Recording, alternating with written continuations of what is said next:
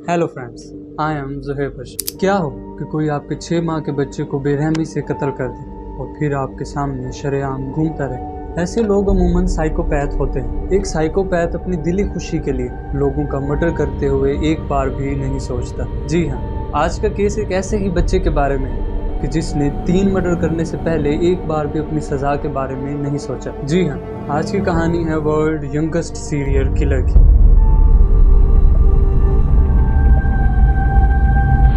बिहार बेगूसराय के लोग बहुत ज़्यादा गरीब थे। उनके लिए सबसे ज़्यादा लग्जरीज गाड़ी या कोई बाइक वगैरह नहीं, बल्कि 2 वक्त की रोटी कमाना होता था। बेगूसराय के लोग बहुत ज़्यादा अच्छे थे, एक दूसरे से इंटरकनेक्टेड रहते थे, जैसे गांव में होता है। ये एक दूसरे का हाल अहवाल पूछते और उनके घर भी एक दूसरे से बिल्कुल इंटरकनेक्टेड थे। मतलब एक घर शुरू हुआ, फिर उसके साथ दूसरी दीवार, उसके साथ फिर दूसरी दीवार, जिस तरह गाँव में होता है।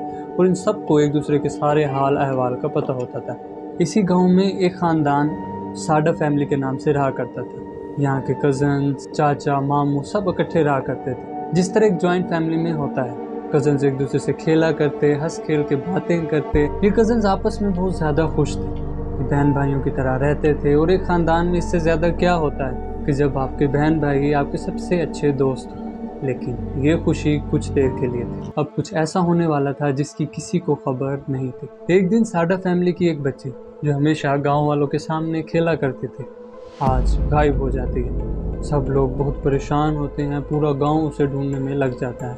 साडा फैमिली और पूरा गांव अब उन्हें नदी के किनारे और हर जगह तलाश कर रहे होते हैं। सब लोग बहुत ज़्यादा परेशान थे। इन सब में खौफ की एक लहर दौड़ गई थी, मानो जैसे तमाम माँ बाप अपने बच्चों को कह रहे हों कि अब बाहर नहीं निकलना। अब सब गांव वाले अपने घरों में ही महदूद होकर रह गए थे, इस डर से कि वो कहीं गायब ना हो जाए, बाहर नहीं निकलता था। अब साडा फैमिली और तमाम गांव वालों ने मिलकर उस बच्ची को ढूंढने का फैसला किया।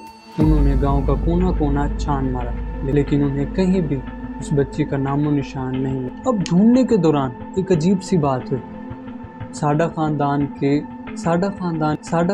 के मुखिया ने तमाम गांव वालों से कहा कि अब आप हमारी बच्ची को ढूंढना बंद कर दें, अब हम खुद ही अपनी बच्ची को ढूंढ लेंगे। अब मुखिया की ये बात सुनकर पूरा गांव जैसे परेशान सा हो गया कि ना तो इन्होंने पुलिस बुलाई और अब ये हमें भी पीछे हटने का कह रहे हैं। अब गांव वालों ने उस मुखिया की रिस्पेक्ट करते हुए अपने कदम पीछे हटा लिए। अब गांव में एक उदासी सा माहौल छा गया, हर बंदा उदास था, क्योंकि एक गाँव में हर बंदा एक फैमिली की तरह होता है और जब किसी एक फैमिली की भी कोई बच्ची गुम हो जाए तो सब इक्वल ही परेशान होते हैं। इस उदासी के दौर में साडा खानदान की तो जैसे खुशियां ही लौट आईं। उनके यहाँ एक बच्ची का जन्म हुआ। पूरा गांव ही बहुत ज़्यादा खुश हो चुका था। वो अब ये समझ रहे थे कि एक बच्ची गई तो उसके रिप्लेसमेंट में उन्हें दूसरी बच्ची मिल गई। अब सारा खानदान साडा खानदान के साथ मिलकर खुशियां मना रहा था, जैसे गांव वाले करते हैं कि उनके सारे काम गांव वाले कर रहे थे। उनके बैल बकरियां चराना और मुख्तलिफ काम वगैरह करना गांव वालों की तरफ से ये सब कुछ इसी वजह से किया जा रहा था ताकि साडा फैमिली को उनके पेन से थोड़ा सा रिलीफ दिया जाए। अब ये खुशियों भरा माहौल चल ही रहा था कि 3 महीने बाद वो बच्ची भी पुरस्कार तौर पर गायब हो। अब किसी को नहीं पता था कि वो बच्ची कहाँ गई, लेकिन फिर से मुखिया खड़ा हुआ और उसने साडा फैमिली के तमाम खानदान वालों को कहा कि कोई इस बच्ची के बारे में बाहर बात नहीं करेगा और गांव को थोड़ा सा भी इस बच्ची के बारे में पता नहीं चलने देगा। लेकिन जिस गांव में सब लोग एक फैमिली की तरह रहते हैं, वहाँ पर कोई बात कब तक और किस तरह छुप सकती है। यही हुआ यहाँ पर। अब इस वाक़े को 5-6 महीने गुजर गए और सब कुछ ऐसे नॉर्मल सा होने लग गया। साडा फैमिली की ज़िंदगी भी एकदम नॉर्मल हो चुकी थी। लेकिन फिर कुछ ऐसा हुआ जिसने इस पूरे केस का सिनेरियो ही बदल दिया। एक लड़की जो इसी गांव में रहती थी, बच्चों के साथ खेला करती थी, जब 3 साल की हुई तो उसकी माँ ने उसे स्कूल भेजा। उसकी माँ जाते हुए उसे स्कूल छोड़ा और आते हुए उसे स्कूल से लेती आई। लेकिन उस दिन जब देवी जी बच्ची के स्कूल पहुंची तो बच्ची वहाँ पर नहीं थी। अब इस गांव से एक और लड़की भी गायब हो चुकी थी। इस लड़की का नाम खुशी था और इसकी उम्र सिर्फ 3 साल थी। अब इस गांव में तो जैसे खौफो हरास ही फैल गया, क्योंकि यहाँ पर ये अब तीसरी बच्ची थी जो अचानक से गायब हो रही थी और किसी को भी पता नहीं था कि आखिर ये बच्चे जा कहाँ रहे हैं। लेकिन देवी जी समझदार थी, उसने साडा फैमिली की तरह नहीं किया और पूरे गांव वालों से मदद मांगी। अब पूरा गांव देवी जी के साथ मिलकर खुशी को ढूंढने लगा। सबने बहुत ज़्यादा ढूंढा, गांव का कोना कोना छान मारा, लेकिन कहीं भी खुशी का नामो निशान नहीं मिल रहा था। सब लोग परेशान थे कि थक हार कर देवी जी ने पुलिस स्टेशन जाने का फैसला किया। पुलिस फौरन से देवी जी के घर आई। पुलिस ने एविडेंस इकट्ठे करना शुरू। अब किसी ने पुलिस को बताया कि खुशी से पहले साडा फैमिली की 2 बच्चियां भी गायब हो चुकी हैं। और इसी तरह उनका भी कोई नामो निशान नहीं मिला। अब पुलिस साडा फैमिली के घर गई। उन्हें बहुत ज़्यादा डांटा कि वो पुलिस के पास क्यों नहीं। तो मुखिया ने कहा कि इज्जतदार खानदान पुलिस स्टेशन नहीं जाया कर। पुलिस वाले ने अब वहीं पर खड़े हुए मुखिया से कहा कि क्या तुम्हें खुशी के बारे में कुछ पता है। यहाँ पर आया केस का टर्निंग पॉइंट, जब एक माँ ने कमरे से आवाज़ दी और एक बच्चे को कमरे से बाहर निकाल कर कहा कि पूरे गांव में खुशी को ढूंढने में कोई आपकी मदद कर सकता है तो वो ये है। इस बच्चे का नाम अमरजीत साडा था।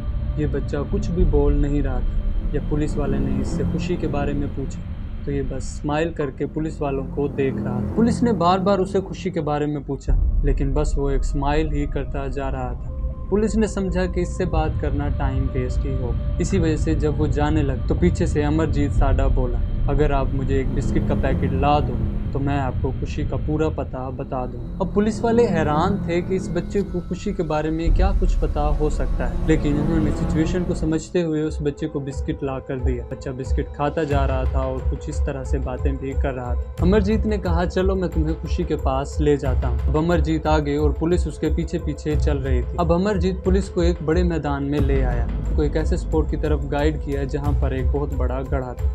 अब उस गड्ढे में ऐसे लग रहा था जैसे ऊपर मिट्टी डालकर घास रखी गई। अब जब पुलिस ने वहां से घास उठाई तो वहां पर खुशी की लाश पड़ी हुई थी। अब सब लोग बहुत ज़्यादा परेशान हो गए कि आखिर ये छोटा सा बच्चा कैसे जानता है कि खुशी यहाँ पर मौजूद होगी। अब पुलिस अमरजीत को पुलिस स्टेशन ले गई और वहाँ पर उसे पूछताछ करना शुरू की। अब पुलिस ने अमरजीत को बहुत ज़्यादा धमकियाँ दी but he was just smiling. फिर उन्होंने कहा कि तुम्हें खुशी के बारे में क्या पता है। तब अमरजीत ने कहा कि मुझे एक बिस्किट ला कर दो तब बताऊंगा। पुलिस वालों ने उसे बिस्किट ला कर दी।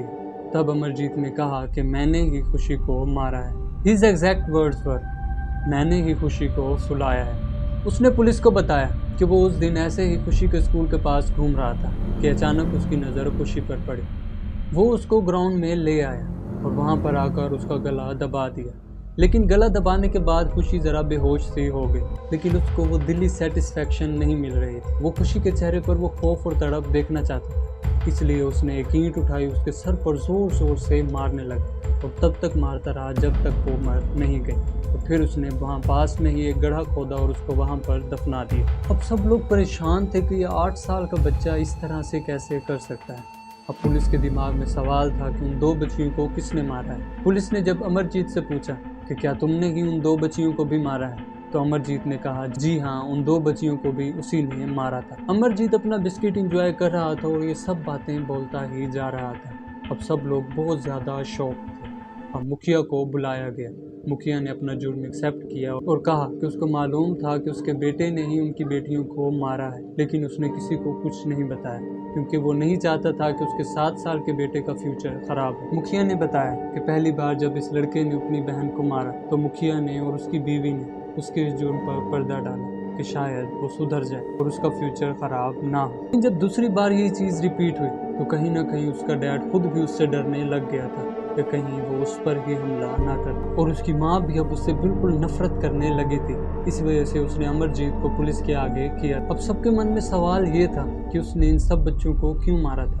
अब क्योंकि उनके घर में टीवी नहीं था, इस वजह से उन्हें नहीं मालूम था कि किसी को मारना और किसी की जान लेना क्या अहमियत रखता है। और अमरजीत के मुताबिक उसको लोगों की जान लेने में खुशी महसूस होती थी। अब पुलिस ने अमरजीत को अरेस्ट कर लिया और उसको स्पेशल चाइल्ड प्रिजन में भेजा गया। अब उसको बच्चों को मारने में खुशी सी महसूस होती थी, यही देखने के लिए कि उसे ये खुशी क्यों महसूस होती है। काफ़ी ज़्यादा साइंटिस्ट और साइकोलॉजिस्ट को उसकी जेल में भेजा गया ताकि वो उससे बातचीत करके उसकी इस वजह का पता लगा सके।